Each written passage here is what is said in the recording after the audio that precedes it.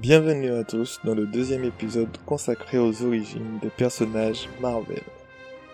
Tout d'abord, je voudrais vous remercier sur la vidéo des 10 sorciers suprêmes les plus puissants, car à l'heure où j'enregistre, elle dépasse plus de 2000 vues. C'est énorme pour moi, et le but des 100 abonnés est pratiquement atteint. Merci beaucoup encore une fois.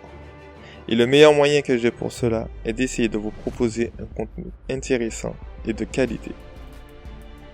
Maintenant, passons à la vidéo. Pour aujourd'hui, j'ai décidé de vous parler d'un personnage plutôt d'actualité, Miss Marvel. Car à l'heure où je tourne cette vidéo, une série centrée sur le personnage est actuellement en cours de diffusion sur Disney+. Kamala est une jeune fille originaire du New Jersey.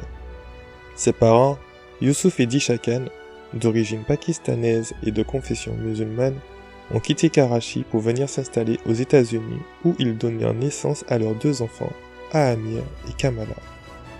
Kamala était une lycéenne fascinée par les super-héros et notamment par les Avengers, son héroïne préférée étant Captain Marvel.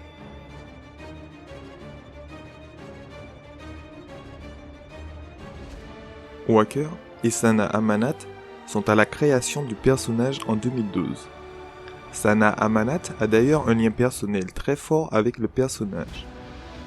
Certaines de ses anecdotes personnelles sont retranscrites dans les comics. L'équipe créative voulait donc créer un personnage auquel chacun pouvait s'identifier. L'identité est d'ailleurs la quête principale de Kamala. C'est pour cela qu'elle a été construite grâce au point de vue de nombreuses personnes.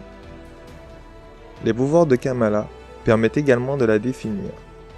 Dès le début, elle ne voulait pas que Kamala ait de jolis pouvoirs, mais plutôt quelque chose d'étrange et d'amusant à regarder.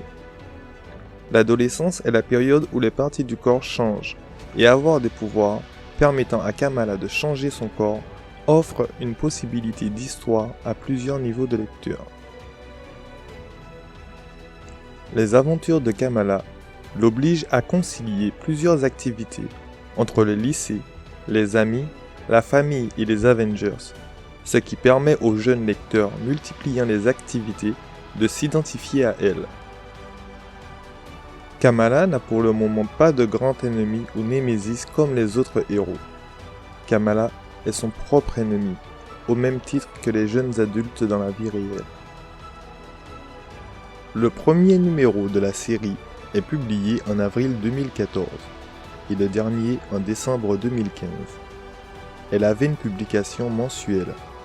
La série éditée par Marvel compte en tout 19 numéros. Il s'agit de la troisième série intitulée Miss Marvel et la première ayant Kamala Khan en personnage principal. Les deux premières concernaient Carol Danvers.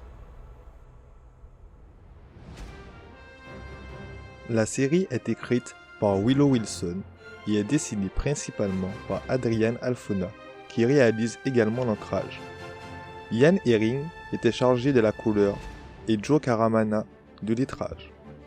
La série s'inscrit à ses débuts dans l'événement de relaunch All New Marvel Now, qui relance beaucoup de séries Marvel après les événements d'Infinity.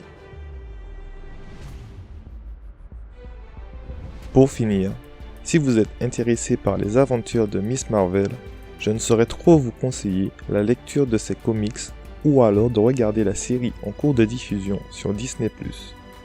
Pour ma part, je l'apprécie beaucoup, bien qu'il y ait quelques différences avec les comics.